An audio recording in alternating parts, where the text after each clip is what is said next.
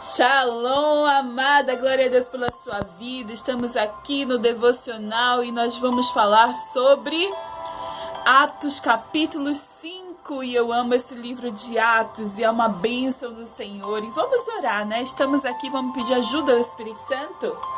Querido, amado Espírito Santo, estamos aqui mais uma vez, precisamos de Ti, te pedimos, senta aqui do nosso lado, nos ensina a Tua palavra, nos ajuda, nós não queremos só ler por ler, nós não só queremos ouvir, queremos entendimento da Tua palavra, queremos ser ministradas por Ti, queremos revelação do alto, que o Senhor possa nos trazer revelação e nos encher de sabedoria, que possamos ser cheias de Ti, Espírito Santo, em nome de Jesus.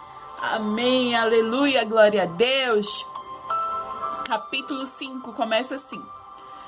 Um homem chamado Ananias, com Safira, sua mulher, também vendeu uma propriedade.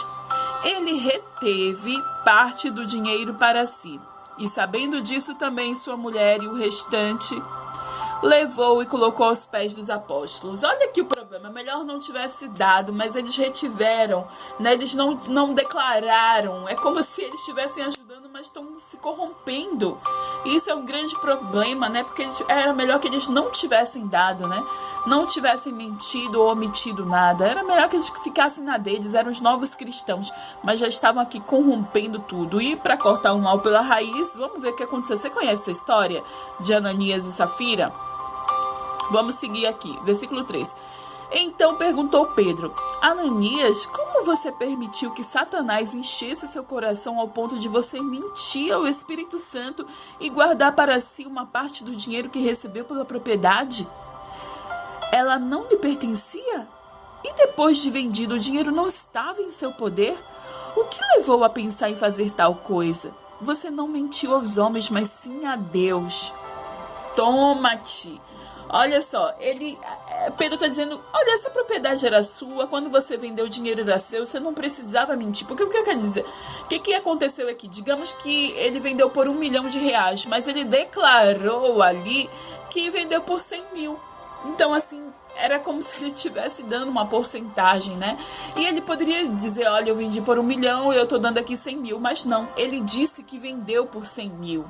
E esse foi o problema, foi a mentira, foi a ganância, foi a corrupção, porque, tudo bem, eu quero ajudar, sim, os pobres necessitados, mas deixa eu ficar aqui com o meu dinheiro. Então, assim, Pedro estava dizendo, era melhor que você tivesse vendido e ficado para você, que você não viesse dar nada, que você não viesse porque agora você mentiu e sem necessidade nenhuma.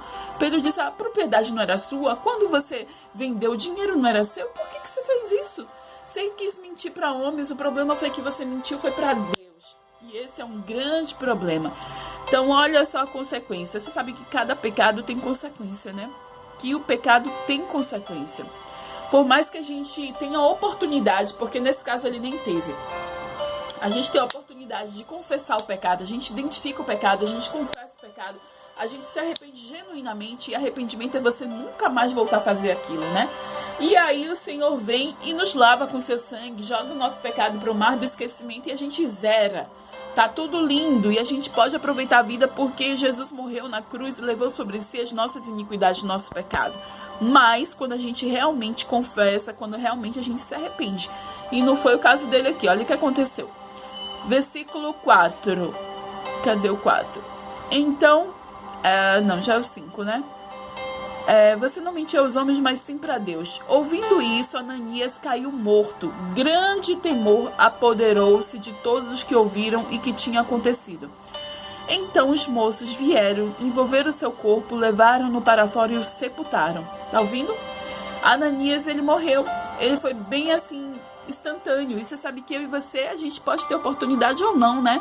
Eu não sei se de repente num assalto eu vou levar um tiro na cabeça, se de repente eu vou ter um acidente de carro, se de repente eu vou ficar em coma, se eu vou passar meses. Eu não sei como é que vai ser minha morte. Eu particularmente quero ser arrebatada, quero que Jesus me leve, quero subir.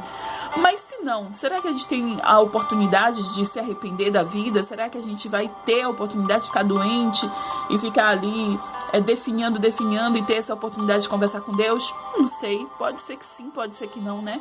Na dúvida, eu confesso Jesus, eu já me arrependo dos meus pecados, eu já quero seguir Jesus e fazer para ter a vida eterna, né? Então, assim, se eu fosse você também, não ficaria pensando se vai ter oportunidade ou não, porque muitas vezes não tem. São segundos, é que Ananias não teve, ele morreu. E morreu em pecado, né?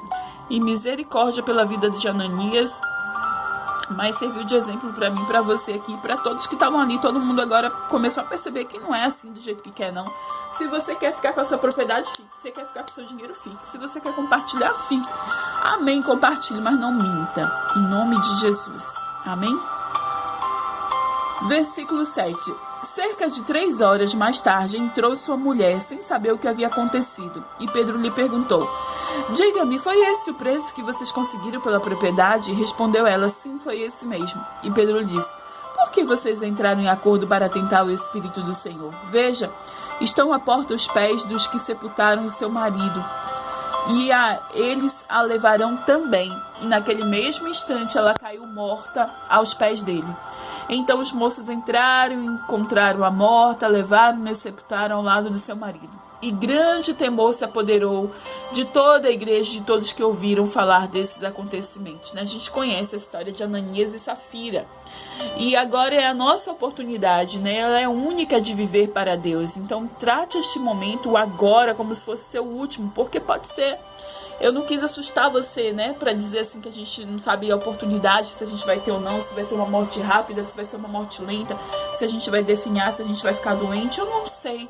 Mas trate a oportunidade da sua vida como única, porque realmente pode ser.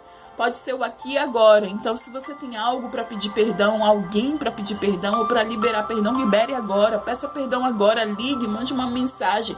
Se você precisa dizer eu te amo, que seja agora, não deixe para depois, porque a vida é um sopro.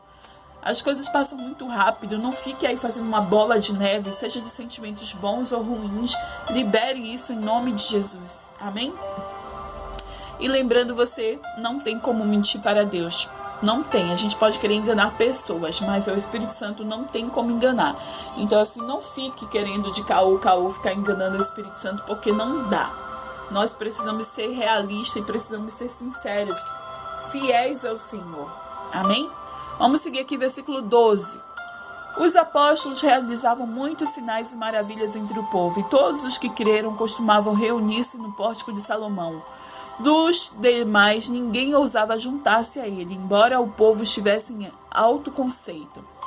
Em número cada vez maior, homens e mulheres criam no Senhor e lhe eram acrescentados. De modo que o povo também levava os doentes às ruas e os colocava em camas e macas, para que pelo menos a sombra de Pedro se projetasse sobre alguns, enquanto ele passava. E afluíam também multidões das cidades próximas a Jerusalém, trazendo seus doentes e os que eram atormentados por espíritos imundos, e todos eram curados. Então a gente está vendo aqui agora o poder do nome de Jesus, né? E agora as pessoas acreditam até que a sombra de Pedro cura, e é realidade. Eles eram cheios do Espírito Santo, eles usavam o nome de Jesus e curavam e libertavam aqui. Então a gente viu aqui muitos doentes eram curados, muitas pessoas atormentadas de espíritos diabólicos eram libertas. E eu e você, nós fomos chamados para isso. A mesma unção que Deus derramou sobre Jesus, agora derramou sobre os discípulos, também está sobre a minha vida e a sua vida. Nós precisamos tomar posse e usar. Se tem alguém doente que você tem oportunidade, ore e creia na cura, em nome de Jesus. Amém? Vamos seguir aqui, versículo 17.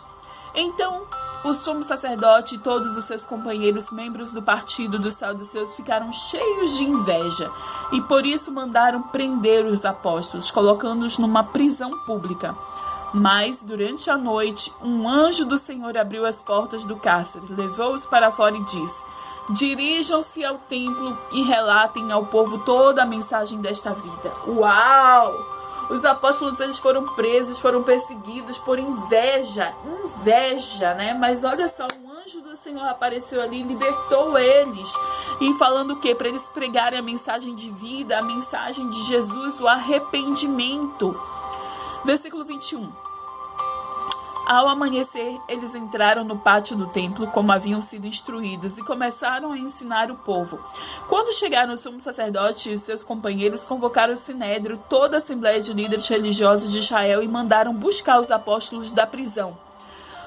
Todavia, ao chegarem à prisão, os guardas não o encontraram ali. Então voltaram e relataram: encontramos a prisão trancada, com toda a segurança, com os guardas diante das portas. Mas quando as abrimos, não havia ninguém. E diante desse relato, o capitão da guarda do templo e o chefe dos sacerdotes ficaram perplexos, imaginando o que teria acontecido. Nesse momento chegou alguém e disse: os homens que os senhores puseram na prisão estão no pátio do templo ensinando o povo. Então, indo para lá com os guardas, o capitão trouxe os apóstolos, mas sem o uso de força, pois temiam que o povo os apedrejasse. Uau! Versículo 27. Tendo levado os apóstolos, apresentaram-nos ao sinédrio para serem interrogados pelo sumo sacerdote, que lhes disse: demos ordens expressas a vocês para que não ensinassem neste nome. Todavia, vocês encheram Jerusalém com a sua doutrina e nos querem tornar culpados do sangue desse homem. Pedro e os outros apóstolos responderam: é preciso obedecer antes a Deus do que a homens. O Deus dos nossos antepassados ressuscitou Jesus, a quem os senhores mataram, suspendendo no madeiro. Deus o exaltou, colocando à sua direita como príncipe e salvador, para dar a Israel arrependimento e perdão de pecados. Nós somos testemunhas destas coisas, bem como o Espírito Santo, que Deus concedeu aos que lhe obedecem. E ouvindo isso, eles ficaram furiosos e queriam matá-los. Mas um fariseu chamado Gamaliel, mestre da lei, respeitado por todo o povo, levantou-se no sinédrio e pediu que os homens fossem retirados por um momento. Então lhes disse: israelitas, considere cuidadosamente o que pretendem fazer a esses homens. Há algum tempo apareceu Teudas, reivindicando ser alguém. Há cerca de 400 homens se juntaram a ele. Ele foi morto, e todos os seus seguidores se dispersaram e acabaram em nada. Depois dele, nos dias do recenseamento, apareceu Judas, o galileu, que liderou um grupo em rebelião. Ele também foi morto e todos os seus seguidores foram dispersos. Portanto, neste caso eu aconselho: deixem esses homens em paz e solte-nos. Se o propósito ou atividade deles for de origem humana, fracassará. Se proceder de Deus, vocês serão capazes de impedi-los, pois se acharão lutando contra Deus. Repetir o versículo 39, tá bom? Porque eu errei. Se proceder de Deus, vocês não serão capazes de impedi-los, pois se acharão lutando contra Deus. Eles foram convencidos pelo discurso de Gamaliel, chamaram os apóstolos e mandaram açoitá-los, e depois ordenaram-lhes que não falassem no nome de Jesus e os deixassem sair em liberdade. Os apóstolos saíram do sinédrio, alegres por ter sido considerados dignos de serem humilhados por causa do nome, e todos os dias, no templo e de casa em casa, não deixavam de ensinar e proclamar Jesus, o Cristo. Uau! Eles estavam aqui em célula, de casa em casa, eles estavam aqui proclamando Jesus nas casas. E você viu que parte desse capítulo foi falar sobre a perseguição dos apóstolos, né? Como eles eram perseguidos. Termina esse capítulo dizendo que eles estavam felizes por isso, por eles serem considerados, né, os seguidores de Jesus, por eles estarem ali, para eles era uma honra. Eles foram açoitados, gente, chicoteado. Imagine você apanhar porque você acredita em Jesus, você ser chicoteado porque você agora fala de Jesus, você testemunha, você fala do que você viu, do que você sentiu, das experiências que você teve.